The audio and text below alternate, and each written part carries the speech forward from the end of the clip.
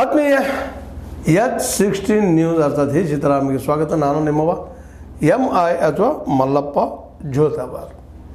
ವಿಶೇಷವಾಗಿ ಈ ಸಂದರ್ಭದಲ್ಲಿ ಅದರಲ್ಲೂ ಕಲಬುರಗಿಯಲ್ಲಿ ನಮ್ಮ ಮುಖ್ಯ ಅದರಲ್ಲೂ ಅಧ್ಯಕ್ಷ ಆಲ್ ಇಂಡಿಯಾ AICC ಕಾಂಗ್ರೆಸ್ ಅಧ್ಯಕ್ಷರಾದ ಖರ್ಗೆ ಅವರು ಸರ್ಕಾರ ಬಿಡಿಸುವ ಯತ್ನ ನಡೀತಾ ಇದೆ ಅಂತೇನೋ ಆರೋಪ ಮಾಡಿದರು BJPಗರ ಮೇಲೆ ಅಥವಾ ಇಂಡೈರೆಕ್ಟಾಗಿ JDS ಮೇಲೆ. ಅವರು ಬೆಳೆಸಬೇಕಿಲ್ಲ ಕರ್ನಾಟಕದಲ್ಲೇ ಅನ್ನುವಂಥದ್ದು. ಅದು ಒಂದು ದೃಷ್ಟಿಯಿಂದ ಇದ್ದರೂ ಇರ್ಬೋದು, ಇರಲಿಕ್ಕಿಲ್ಲ, ಆ ಮಾತು ಬೇರೆ. ಆದರೆ ಈ ಮಾತು ಅವ್ರ ಬಾಯಿಂದ ಬರೋದಕ್ಕೆ ಕಾರಣ ಏನು ಅಂದ್ರೆ, ಇತ್ತೀಚೆಗೆ ನೀವು ನೋಡಿದಿರಿ ನಮ್ಮ ಒಕ್ಕಲಿಗ ಸಮುದಾಯದವರು ನೀವೇನಾದರೂ ಇದನ್ನು ಜಾರಿಗೆ ತಂದ್ರೆ, ಅಂದರೆ ಕಾಂತರಾಜ್ ವರದಿನ ಜಾರಿಗೆ ತಂದ್ರೆ ನಾವು ಈ ಸರ್ಕಾರ ಬೀಳಿಸ್ತೀವಿ, ನಮಗೆ ಅನ್ಯಾಯ ಆಗಿದೆ. ಅದೇ ಕಾಲಕ್ಕೆ ಅವ್ರ ಜೊತೆ ವೀರಶೈವ ಲಿಂಗಾಯತರು ಇನ್ನುಳಿದವರು ವಿರೋಧ ಮಾಡ್ತಾ ಇದ್ದಾರೆ. ಹೀಗಾಗಿ ಒಂದು ಕಡೆಗೆ ಸರ್ಕಾರ ಬೀಳ್ತದೇನೋ ಅನ್ನೋ ಭಯ, ಆದರೆ ಇದು ಬಿಡಲಾರದ ಕರ್ಮ ಆದಂಗೆ ಆಗಿದೆ. ಯಾಕಂದರೆ ಆಲ್ರೆಡಿ ರಾಹುಲ್ ಗಾಂಧಿಯವರು ಸಾಕಷ್ಟು ಕಡೆ ಈ ಸರ್ವೆ ಬಗ್ಗೆ, ಜನಗಣತಿ ಬಗ್ಗೆ, ಜಾತಿ ಗಣತಿ ಬಗ್ಗೆ ಸಾಕಷ್ಟು ಮಾಡ್ತಾ ಇದ್ದಾರೆ ಮತ್ತು ಸರ್ಕಾರದ ಮೇಲೆ ಒತ್ತಡ ತರ್ತಾ ಇದ್ದಾರೆ. ಮೋದಿಯವ್ರ ಸರ್ಕಾರದ ಮೇಲೆ ನೀವು ಜಾತಿ ಗಣತಿ ಯಾವಾಗ ಮಾಡಿಸ್ರಿ ಜಲ್ದಿ ಆಗಬೇಕಾಗಿದೆ. ದೇಶಕ್ಕೆ 1931 ನಂತರ ಆಗೇ ಇಲ್ಲ. OBC ಅಂದರೆ ಅದರ್ ಬ್ಯಾಕ್ವರ್ಡ್ ಕ್ಲಾಸಸ್ ಎಷ್ಟು ಜನ ಇದ್ದಾರೆ ಗೊತ್ತಾಗಬೇಕಾಗಿದೆ. ಹಿಂದುಳಿದವ್ರು ಎಷ್ಟಿದ್ದಾರೆ, ಅತಿ ಹಿಂದುಳಿದವ್ರು ಎಷ್ಟಿದ್ದಾರೆ, ಏನು ಅವ್ರ ಸಂಖ್ಯೆ, ಮತ್ತು ಅವ್ರ ಬದುಕು ಹೆಂಗೆ, ಅದು ಬದುಕು ಹೆಂಗೆ ಕಟ್ಕೊಳ್ಳೋದು, ರಿಸರ್ವೇಷನ್ ಕೊಡಲಿಕ್ಕೆ ಹೆಂಗೆ ಬದುಕಬೇಕು ಅಂತ ಅನ್ನೋಂಥದ್ದು. ಯಾಕಂದ್ರೆ ಎಲ್ಲರಿಗೂ ಉದ್ಯೋಗ ಇಲ್ಲಲ್ಲ ಈ ದೇಶದಲ್ಲೇ. ಯಾವಾಗ ಮೀಸಲಾತಿ ವಿಷಯ ಬರ್ತದೆ ರೀ, ಸಮಾನತೆ ಇಲ್ಲ ಅಂದಾಗ ಸಮಾನತೆ ಹೇಗೆ ತರೋದು? ಒಂದು ಮೀಸಲಾತಿ ಕೊಡೋದು, ಮತ್ತೊಂದಿಷ್ಟು ಏನೋ ನಾವು ಹೇಳ್ತಾ ಇದ್ದೀವಿ. ಇದು ಮೀಸಲಾತಿ ಒಂದು ಭಾಗ ಅಷ್ಟೇ ರೀ. ನೀವು ಮೀಸಲಾತಿ ಕೊಟ್ಟರೆ ಸಮಾನತೆ ಬರ್ತೈತಿ ಅಂದಿದ್ರೆ ನಾವು ಕಳೆದ ಎಷ್ಟು ವರ್ಷಕ್ಕೆ ಕೊಡ್ತಾ ಇದ್ದೀವಿ. SC STಗೆ ಇನ್ನುಳಿದವರಿಗೆ ಕೊಟ್ಟಿದ್ದೀವಿ.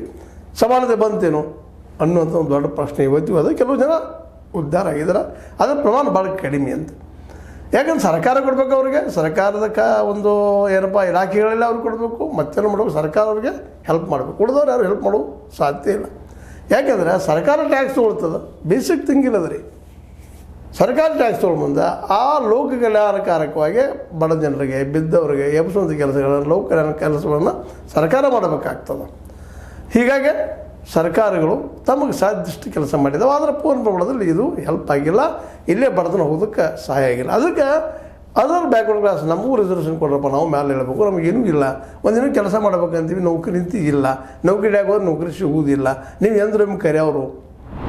ಇದೇ ಮೋದಿಯವರು 2014ರಾಗ ಪ್ರತಿ ವರ್ಷ 2 ಕೋಟಿ ಉದ್ಯೋಗ ಕೊಡ್ತಾನೆ ಅಂತೇಳಿ ಸಾರಾ ಸಗಟಾಗಿ ಎಲ್ಲ ಕಡೆ ಹೋದ್ರೆ ಹೇಳಿಬಿಟ್ರು. ಇವತ್ತು ಎಷ್ಟು ಒಂದು 20 ಲಕ್ಷ ಜನಕ್ಕೆ ಕೊಟ್ಟಿದ್ದಾರೆ ಉದ್ಯೋಗ 11 ವರ್ಷಗಳಲ್ಲೇ. ಅವೆಲ್ಲ ಲಿಸ್ಟ್, ಅದು ಶ್ವೇತ ಪತ್ರವನ್ನು ಬಿಡುಗಡೆ ಮಾಡಲ್ಲ. ಎಷ್ಟು ನೀವು ಕೊಟ್ಟರಪ್ಪ ಇದುವರೆಗೆ ಉದ್ಯೋಗ, ನೀವು ಮಾಧ್ಯಮ ನಡ್ಕೊಂಡ್ರೇನೋ ಅಂತೇಳಿ. ಅಂದ್ರೆ ಬರೀ ನೀವು ಹೇಳಿಕೆ ಕೊಡೋರು, ಮ್ಯಾನಿಫೆಸ್ಟೋ ತೋರಿಸೋರು, ನಾವು ಗ್ಯಾರಂಟಿ ಅನ್ನೋದು, ಗ್ಯಾರಂಟಿ ಹೆಸರಿಗೆ ಎಷ್ಟು ಅಲ್ಲೆಲ್ಲಿ ಏನೋ ಒಂದಿಷ್ಟು ಅಕ್ಕಿ ಜೋಳ, ಒಂದಿಷ್ಟೇನೋ ನೀರು ಫ್ರೀ, ವಿದ್ಯುತ್ ಫ್ರೀ ಏನೋ ಮಾಡ್ಬೋದು. ಆದರೆ ಇಷ್ಟರಿಂದ ಇಡೀ ಬದುಕು ನಡೀತದೇನೋ ಅಂತ. ನಮಗೆಲ್ಲರಿಗೂ ಬೇಕಾಯ್ತು ಉದ್ಯೋಗ ರೀ. ಉದ್ಯೋಗ ಇಲ್ಲಂದರೆ ಮೀಸಲಾತಿ ಕೊಡ್ರಿ, ಶುರುವಾಯಿತು. ಮತ್ತು ಮೀಸಲಾತಿ ಬಂದಿದ್ದ ಕಾನ್ಸೆಪ್ಟ್ ಯಾರಿಂದ? ಅದು ನಮ್ಮ ಗಾಂಧೀಜಿ ಅವರಿಂದ ಮತ್ತು ಅಂಬೇಡ್ಕರ್ಗೆ ಅದು ಬೇಡಿಕೆ ಇರಲಿಲ್ಲ. ನಮ್ಮ ಸಪ್ರೇಟ್ ಸ್ಟೇಟೇ ಕೊಡ್ರಿಪ್ಪ, ನಿಮ್ಗೆ ಸಾವಿರ ಬೇಡ ನಮಗೆ. ಯಾಕಂದರೆ ನೀವು ಎಂದೂ ನಮ್ಮನ್ನು ಸಮಾನವಾಗಿ ಕಾಣೋದಿಲ್ಲ, ಸಾಮಾಜಿಕವಾಗಿ, ಆರ್ಥಿಕವಾಗಿ ಅಥವಾ ಎಲ್ಲೋ ಅಥವಾ ಯಾರು ಬಿಟ್ಟು ಕೊಡೋದಿಲ್ಲ. ಜಗತ್ತಿನಲ್ಲಿ ಯಾರನ್ನು ದೊಡ್ಡವ್ರು ಮಾಡೋದಿಲ್ಲ, ಅವರು ಹೇಳ್ಬೇಕು. ಮೇಲೆ ನಮಗೆ ಅವಕಾಶಗಳಿಲ್ಲ.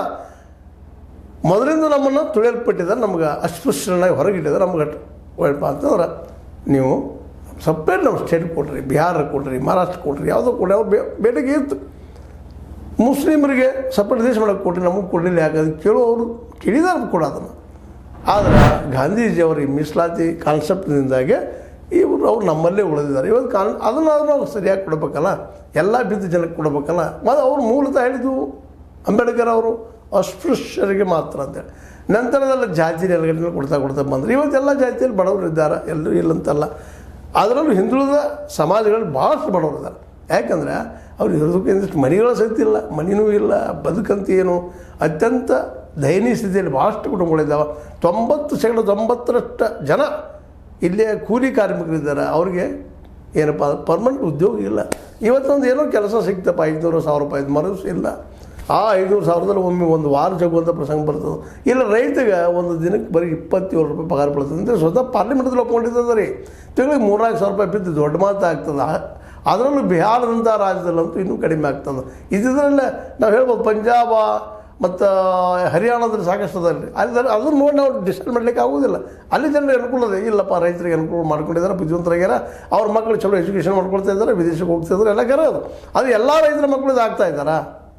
ಇಡೀ ದೇಶದ ಎಲ್ಲ ರೈತರಿಗೂ ಒಂದೇನಪ್ಪ ಅಂದ್ರೆ ಬೆಲೆ ಬಂದಿದೆ. ಹೌದು ಬೆಳೀತಾರೆ ರೀ ಅವರು. ನೀವು ಸಾವಯವ ಮಾಡಿರಿ, ಅದನ್ನು ಮಾಡಿರಿ ಎಲ್ಲ ಹೇಳಿದ್ರಿ. ಬೆಳೆದ ಮೇಲೆ ಮಾರೋದೇ ಇಲ್ಲ ಅದನ್ನು. ಇದಕ್ಕೆ ನಾವು ಉತ್ತರ ಕೊಡ್ತಾಯಿಲ್ಲ ಯಾರು. No one can give the answer to anybody. ಬೆಳೀತಾರೆ ಅವರು. ರೈತರಿಗೆ ನಾವು ಬುದ್ಧಿ ದೊಡ್ಡವ್ರು ಆಗಿಲ್ಲ. ಯಾವ ಕೃಷಿ ವಿಜ್ಞಾನಿಯೂ ಸಹಿತ ಹೌದು ವಿಜ್ಞಾನಿ ಆಗಿರ್ತಾರೆ, ಇಲ್ಲಂದ್ರೆ ಕೃಷಿಕಿದ್ದಾವು ಕೃಷಿ ವಿಜ್ಞಾನಿ ಆಗಿರ್ತಾರೆ. ಅವ್ರು ಸಲಹೆ ಸೂಚನೆ ಕೊಡ್ತಾರೆ. ಅವ್ರಿಗಿಂತ ಹೆಚ್ಚಿನ ಬುದ್ಧಿವಂತ ನಮ್ಮ ರೈತರು ಇದ್ದಾರೆ. ಯಾಕಂದ್ರೆ ಸದಾ ಅದನ್ನು ಎದ್ದ ತಕ್ಷಣ ಬೆಳೆಯ ಜೊತೆಗೆ, ಹೊಲದ ಜೊತೆಗೆ, ಮಣ್ಣಿನ ಜೊತೆಗೆ, ನೀರಿನ ಜೊತೆಗೆ ಅವ್ರ ಸಂಪರ್ಕ.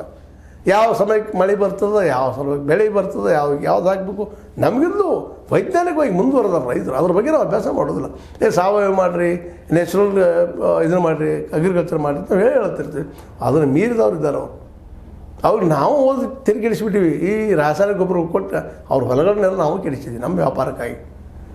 ಯಾವುದೋ ಗೊಬ್ಬರದಿಂದ ಹಾಕೋದು, ರಾಸಾಯನಿಕ ಗೊಬ್ಬರದಿಂದ ಹಾಕಿ ಭೂಮಿ ಸರಿ ಕೆಡಿಸ್ಕೊಂಡು ಎಲ್ಲ ಮಾಡ್ಕೊಂಡು ಇವತ್ತು ಬರಿದಾಗಿ ನಿಂತೀವಿ. ರೈತರಿಗೆ ಚಟ ಹಚ್ಚಿಬಿಟ್ಟಿವಿ ಕಬ್ಬು ಬೆಳೆಯೋದನ್ನು. ಕಬ್ಬು ಬೆಳೆದ್ರೆ ಯಾರಿಗೂ ಲಾಭ ಇಲ್ಲದು. ಕಬ್ಬು ಯಾರಿಗೆ ಲಾಭ? ಸರಿ ಕುಡುಕರಿಗೆ. ಇನ್ನೊಂದು ಯಾರಿಗಪ್ಪ ಶರಾಯಿ ತಗೊಂಡೋಗಿ ಬರ್ತೀವಿ. ಇನ್ನೊಂದು ಸಕ್ಕರೆ ಶುಗರ್ ರೋಗಕ್ಕೆ ಇದನ್ನ ಬಿಟ್ಟು ಮತ್ತೆ ಯಾವಾಗ ಬರ್ತದ್ರಿ ಅದು ವಿಷಕಾರಿ. ಆದರೂ ಯಾರು ನಂಬುದ್ರು ಅದು ಸಿಹಿ ಐತಿ ಭಾರಿ ಹೊಡಿತೀವಿ ನಾವು.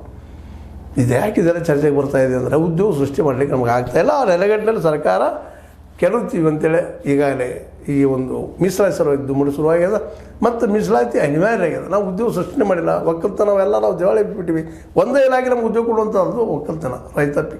ಆ ಉದ್ಯೋಗ ಕೊಡುವಂಥ ಕ್ಷೇತ್ರಕ್ಕೆ ನಾವು ಲಾಭದ ಉದ್ಯೋಗ ಮಾಡಿಲ್ಲ. ಹೀಗಾಗಿ ಅಲ್ಲಿ ಪಾಪ ಭಾಳ ಜನ ಬದುಕೋಕ್ಕೆ ಸಾಧ್ಯ ಆಗ್ತಾಯಿಲ್ಲ. ಪಾಪ ಎಲ್ಲೆಲ್ಲಿ ಉದ್ಯೋಗ ಓಡಾಡ್ತಾ ಇದ್ದಾರೆ. ಅಲ್ಲಿ ಹೊಲದಲ್ಲಿ ಉದ್ಯೋಗ ಇಲ್ಲ ಅಂದರೆ ಬೇರೆ ಕಡೆಯಲ್ಲೇ ಹೋಗ್ತಾ ಇದ್ದಾರೆ, ಊರು ನಡೀತಾ ಇದ್ದಾರೆ, ಅನಿವಾರ್ಯಗಳಾಗ್ತಾ ಇದ್ದಾರೆ. ಎಲ್ಲ ನೆಲೆಗಟ್ಟಿನಲ್ಲೇ ಇವತ್ತು ಈ ಒಂದು ಮೀಸಲಾತಿಯನ್ನು ತರುವ ಪ್ರಯತ್ನವನ್ನು ಕಾಂಗ್ರೆಸ್ ಸರ್ಕಾರ ಮಾಡ್ತಾ ಇದೆ.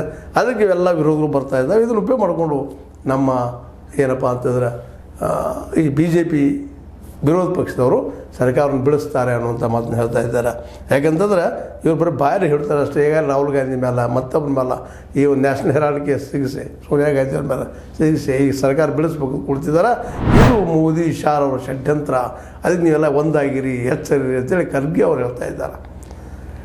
ಖರ್ಗೆ ಅವ್ರು ಹೇಳಿದ್ರೂ ಅರ್ಥದ ಹೌದು. ಮತ್ತು ಅವ್ರ ಅಧಿಕಾರ ಯಾರು ಬಿಡ್ತಾರೆ ಜಗತ್ತಿನಾಗ? ಸಿಗ್ತಿದ್ರೆ ಯಾರು ಬಿಡೋದಿಲ್ಲ. ಈಗ ನೀವಾಗಿನ ಅದು ಕೊಟ್ಟಿದ್ದಾರೆ ಕೈಯಾಗ ಮೀಸಲಾತಿ ಸಲುವಾಗಿ. ಇನ್ನಾದರೂ ಉಳಿಸಬೇಕಾದವರು ಮೀಸಲಾತಿ ಬೇಕನ್ನುವಂಥ ಉಳಿಸಬೇಕಾದನ್ನು. OBC ಜನ ನಿಮ್ಗೆ ಸಪೋರ್ಟ್ ಮಾಡೋ ಸಾಧ್ಯತೆಗಳು ಹೆಚ್ಚಿಗಿದ್ದಾವೆ. SC ST ಜನ ಸಪೋರ್ಟ್ ಮಾಡೋ ಸಾಧ್ಯತೆಗಳು ಹೆಚ್ಚಿಗಿದ್ದಾವೆ.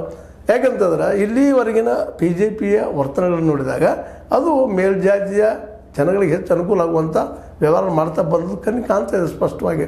ಅವ್ರು ಹೇಳ್ಬೋದು ಇಲ್ಲ ನಾವು ಬದಲಾಗಿದ್ದೀವಿ, ನಾವು ಕೊಡ್ತಾ ಇದ್ದೀವಿ, ನಮಗೆಲ್ಲರೂ ಅಷ್ಟ, ನಾವು ಮೀಸಲಾತಿ ವಿರೋಧಿ ಅಲ್ಲ ಅಂತ ಹೇಳ್ಬೋದು.